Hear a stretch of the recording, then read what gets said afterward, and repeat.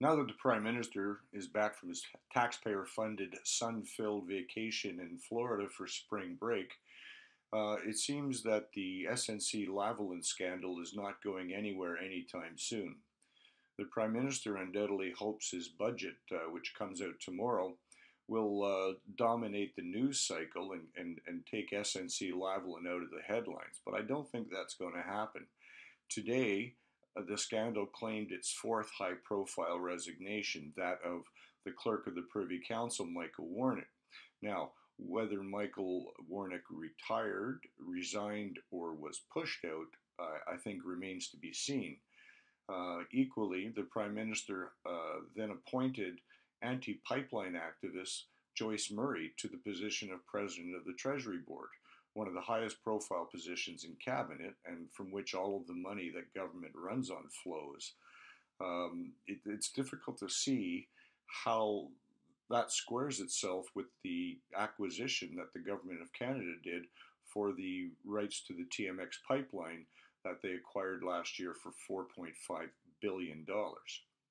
But worse than that, much worse than that, the Prime Minister appointed former Liberal Cabinet Minister Anne McClellan to look into the SNC scandal and see how it was handled and to make recommendations to government. Prime Minister.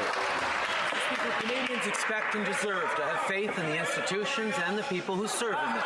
The events of the last few weeks have raised important questions about the relationship between the federal government and the Minister of Justice and Attorney General. I'm therefore announcing that the Honourable Anne McClellan will serve as special advisor to examine these questions and provide independent recommendations to us. As former Minister of Justice and Attorney General and Deputy Prime Minister, she is uniquely suited for this role. Her work will be another important step towards maintaining Canadians' confidence in their institutions. Well, that's rich.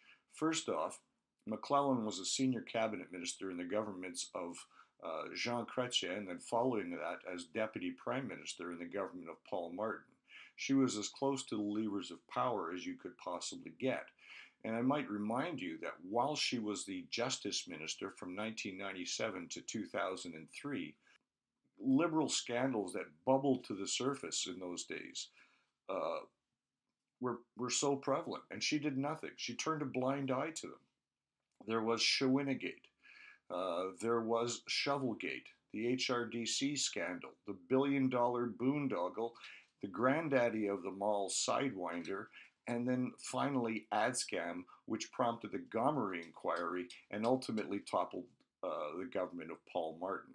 There's no doubt, as Justice Minister, all of these things happened directly under her eyes.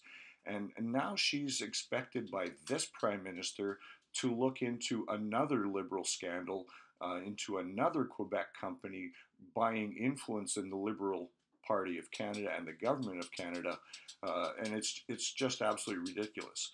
Couple that with the fact that Anne McClellan also sits as a mentor on the board of the Pierre Elliott Trudeau Foundation. You can see clearly that the conflict of interest that is prevalent throughout all of this. This only exacerbates the scandal, in my view, and shows just how tone deaf the Prime Minister is to all of this.